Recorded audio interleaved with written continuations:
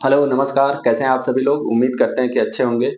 देखिए, हम लोग नंबर सिस्टम पढ़ रहे थे, खास करके उन लोगों के लिए जो टीचर्स एग्जाम की तैयारी करते हैं, यूपी टेट, सी टेट या किसी भी स्टेट का जो टीचर्स एग्जाम होता है उसके लिए।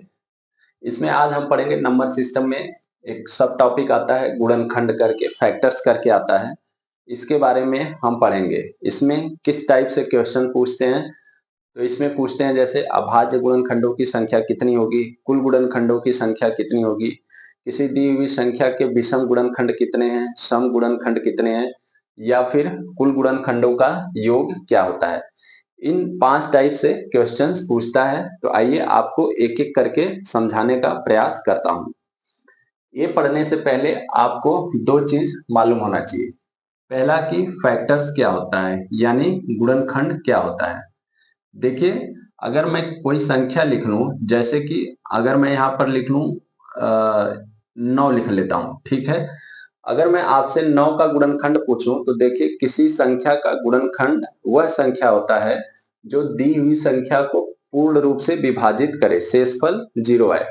जैसे 9 का बात करूं तो देखिए, इसको एक भी पूर्ण तरीके से विभाजित कर देगा, 2 करेगा क्या, 2 नहीं करेगा, लेकिन 3 इसको विभाजित कर देगा पूर्ण तरीके से।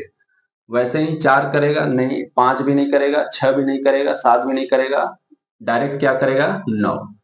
यानी कि किसी संख्या का अगर आपको फैक्टर निकालना हो तो उसके फैक्टर्स वही संख्या हो सकते हैं जो इसको पूर्ण रूप से विभाजित करे। जैसे मैं अगर पूछ लूं कि 12 का फैक्टर आप लोग बताइए, तो देखिए इसमें किसका किसका भाग पूरे तरीके से चला जाएगा। 1 का चला जाएगा, ठीक है, 2 का चला जाएगा, 3 का चला जाएगा, 4 का भी पूरा भाग चला जाएगा, 6 का भी चला जाएगा, उसके बाद डायरेक्ट किसका जाएगा, 12 का। तो ये सब 12 के क्या हो गए, फैक्टर हो गए, गुणनखंड हो गए, ठीक है। और एक आता है आपका मल्टीपल, ठीक है, एक आता है मल्टीपल, ये भी जान लीजिए, इसको बोलते हैं गुणज, ठीक है, गुणज। अब मल्टीपल्स क्या होता है, जैसे मैं बोलूं कि 5 का मल्टीपल, 5 का गुणज क्या होगा, तो 5 में आप किसी भी संख्या का गुणा करते जाइए, जो नंबर आएगा वो 5 का गुणज होगा, ठीक है। फैक्टर, गुणनखंड और गुणज में यही अंतर होता है। गुणनखंड होता है कि जो ये संख्या है, इसको कोई भी संख्या अगर पूर्ण तरीके से विभाजित पूरा पूरा भाग चला जाता है तो वो उसका गुणनखंड हो जाएगा। लेकिन मल्टीपल में क्या होता है कि 5 दे दिया, इसका आपसे मल्टीपल पूछ रहा है, तो हमेशा क्या होगा आपका, इसमें आप किसी भी संख्या का गुणा कर दीजिए, जो नंबर आएगा वो इसका मल्टीपल होगा। जैसे 5 गुणे 1, 5 गुणे 2, 5 गुणे के 3, 5 गुणे के 4, ये सब क्या हो गया, इसका ये सब मल्टीपल है। 5, 10, 15, 20, ठीक है, ये सब इसका क्या हो गया, मल्टीपल हो गया। और एक कितने मल्टीपल हो सकते हैं, तो अनंत हो सकते हैं, ठीक है, इसका कोई अंत नहीं है। जैसे अगर आप 5 में 3424 का भी गुणा करोगे तो कोई ना कोई नंबर आएगा और वो क्या होगा, 5 का गुणज ही होगा। तो इसीलिए क्या होता है कि गुणज की जब बात आती है तो किसी दी हुई संख्या का जो मल्टीपल्स होता है वो अनंत हो सकता है, इनफाइनाइट हो सकता है, ठीक है। अगर 5 का सबसे छोटा गुणज पूछे तो वो स्वयं की संख्या होती है, जैसे 5 गुणे 1, 5, तो 5 का सबसे छोटा गुणज 5 स्वयं होता है, लेकिन सबसे बड़ा गुणज पूछ दे तो आप नहीं बता सकते क्योंकि वो अनंत तक है। अब हम बात कर लेते हैं फैक्टर्स पे। देखिए, अगर फैक्टर्स की बात करें तो सबसे छोटा फैक्टर क्या होगा, 1। किसी दी हुई संख्या का सबसे छोटा गुणनखंड क्या होगा, 1। और अगर बात करें कि सबसे बड़ा गुणनखंड कौन सा होगा, तो सबसे बड़ा गुणनखंड स्वयं वो संख्या होगी। इसी तरह अगर 12 में आपसे पूछ दे कि सबसे 12 का सबसे छोटा गुणनखंड क्या है, तो सबसे छोटा गुणनखंड 1 होगा। 1 सभी संख्या का गुणनखंड होता है। और 12 का सबसे बड़ा गुणनखंड आपसे पूछ दे तो स्वयं वो संख्या होगी।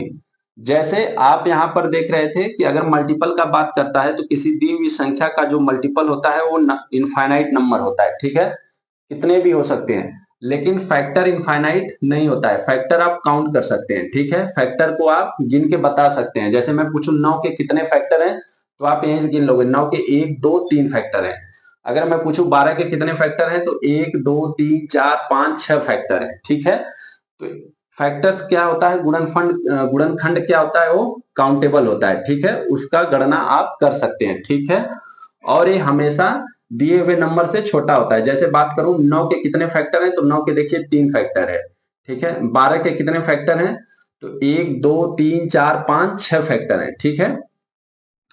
तो ये थोड़ा सा फैक्टर्स और मल्टीपल के बारे में आप लोगों को बता दिया।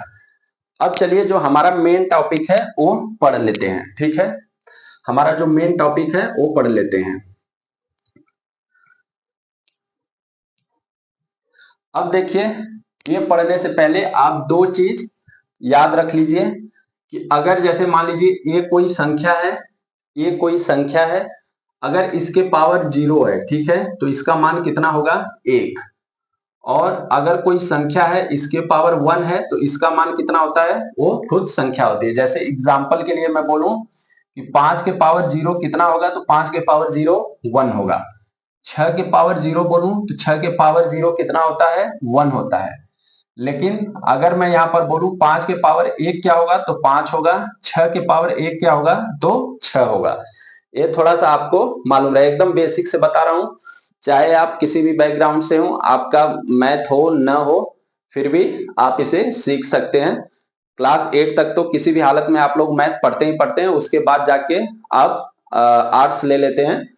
लेकिन 8 तक मैथ पढ़ते हैं तो ये आराम से पढ़े हुए हैं, तो ये आराम से सब सीख जाएंगे। अब देखिए बात आता है कि आप गुणनखंड निकालोगे कैसे, ठीक है। जैसे ये टीचर्स एग्जाम के लिए है, तो इसमें इतना हाई फाई मेथड लगाने की जरूरत नहीं है कि आप मन में कैलकुलेट करके बता दो इसके इतना गुणनखंड होंगे। मैं पहले बताता हूं आप गुणनखंड निकालोगे कैसे। जैसे अगर आ गया 18 का कितने गुणनखंड होंगे, तो देखिए जो मन आज से कर सकते हैं वो आराम से लिख सकते हैं। कितना, 1 2 3 6 9 और 18, ऐसे डायरेक्ट लिख सकते हैं। लेकिन बात आता है यहां पर कि ये इसके गुणनखंड है टोटल, ठीक है। अब यहां पर हमें क्या लिखा है कि प्राइम फैक्टर कितने होंगे, अभाज्य गुणनखंड कितने होंगे। अब देखिए यहां से अब पहला हम पढ़ेंगे अभाज्य गुणनखंडों की संख्या कितनी है, प्राइम फैक्टर कितने हैं। पहले अगर एग्जाम्पल में दे दिया, आपसे क्वेश्चन में पूछ लिया कि 18 संख्या है, इसके अभाज्य गुणनखंडों की संख्या कितनी है, पहले आपको मालूम होना चाहिए कि अभाज्य संख्या होता क्या है। पहले प्राइम नंबर होता क्या, तभी आप निकाल पाओगे, ठीक है। पहले प्राइम नंबर या अभाज्य संख्या होता क्या है। तो देखिए अगर मैं बोलूं कि प्राइम नंबर अभाज्य संख्या वह संख्या होती है जिसके केवल दो ही गुणनखंड होते हैं। पहला तो 1 होगा और दूसरा वो स्वयं संख्या होगी, स्वयं संख्या, ठीक है, स्वयं संख्या। ये होता है आपका प्राइम नंबर। जैसे अगर मैं बात करूं कि दो प्राइम नंबर है कि नहीं, तो देखिए दो प्राइम नंबर है। क्यों, क्योंकि एक तो इसका गुणनखंड 1 होगा और दूसरा इसका गुणनखंड स्वयं 2 होगा, दो ही गुणनखंड हो सकते हैं।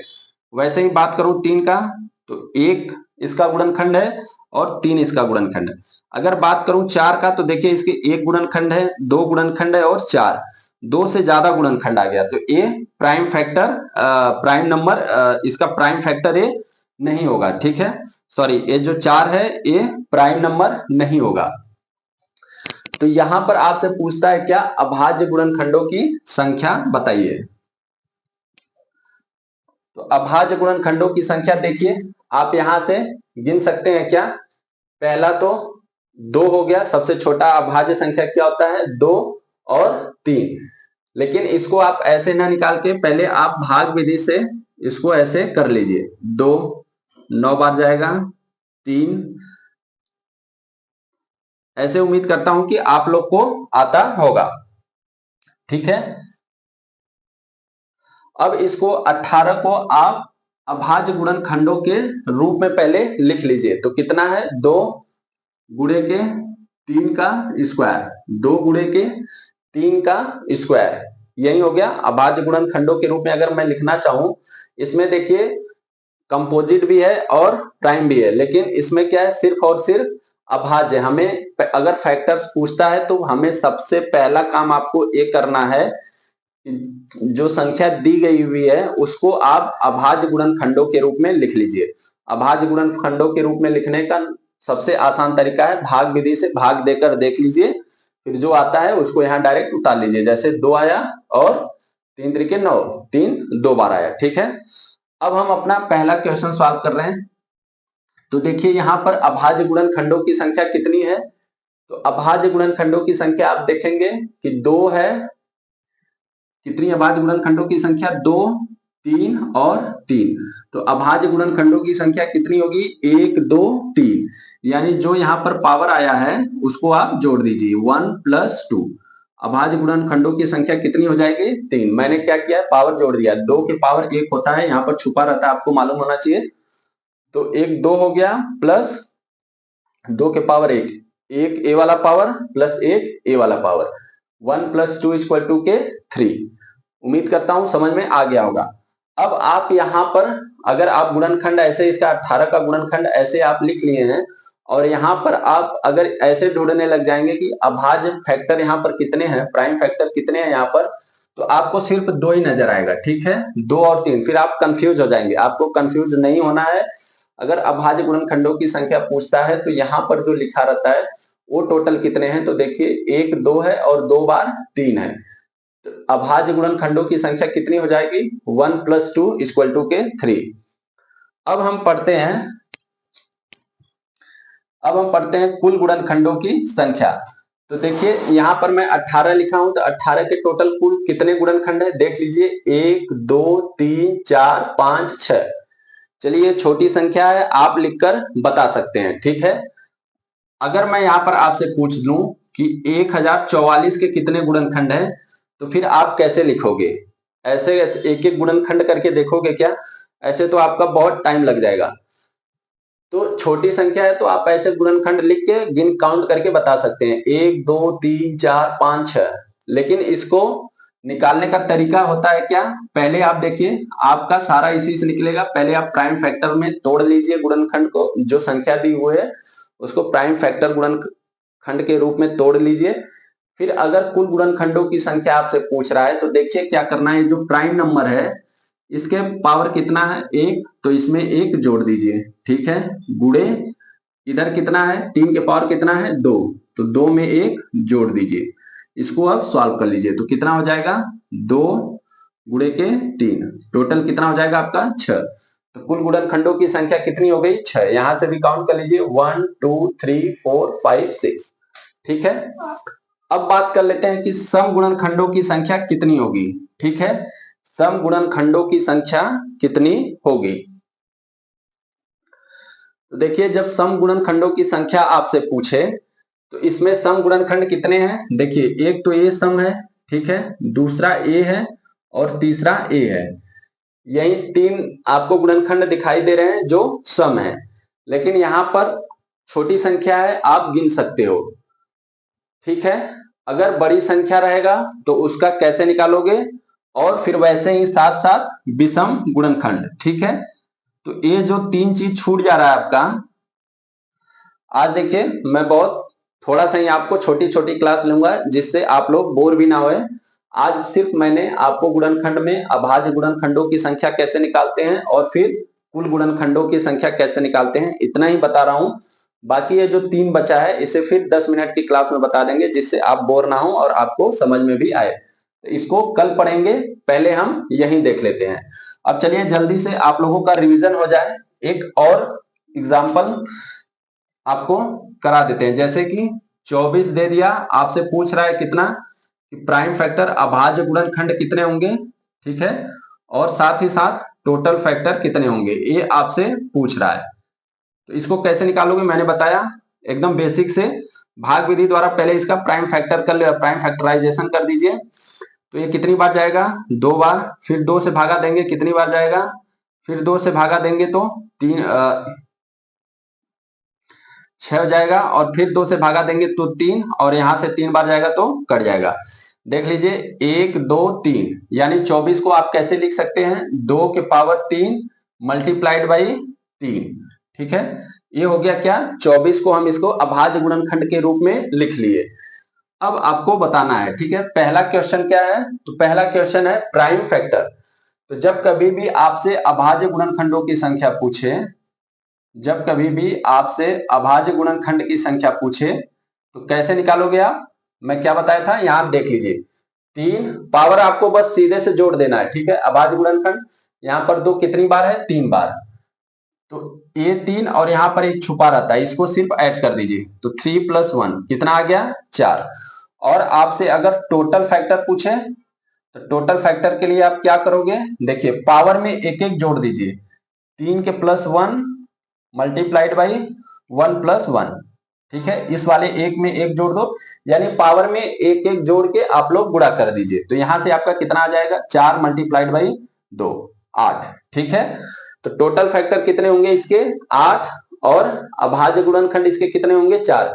अब इसके 8 कौन कौन से फैक्टर होंगे, अगर ये आप लिख कर देखना चाहो तो लिख सकते हो। देखिए पहला तो इसका फैक्टर क्या होता है, 1 होगा, 2 होगा, 3 होगा, 4 होगा, 6 होगा, 8 होगा, 12 होगा और 24 होगा। ये इसके क्या है, गुणनखंड। काउंट कर लीजिए, 1 2 3 4 5 6 7 8। तो टोटल फैक्टर आ गया ना 8। तो इस तरीके से आप बिना फैक्टर लिखे सिर्फ प्राइम फैक्टराइजेशन में तोड़ लीजिए, फिर बिना फैक्टर लिखे आप डायरेक्ट बता सकते हो कि कितने अभाज्य गुणनखंड होंगे और कितने इसके टोटल गुणनखंड होंगे। बाकी जो 3 बच गया है, सम गुणनखंड की संख्या, विषम गुणनखंड की संख्या और कुल गुणनखंडों का योग, ये आपको कल की क्लास में समझा देंगे। तब तक आप अपना ध्यान रखिए और प्रीवियस ईयर का जो क्वेश्चंस है उसको सॉल्व कर लीजिए, कॉन्फिडेंस आपके अंदर आ जाएगा। तब तक के लिए धन्यवाद।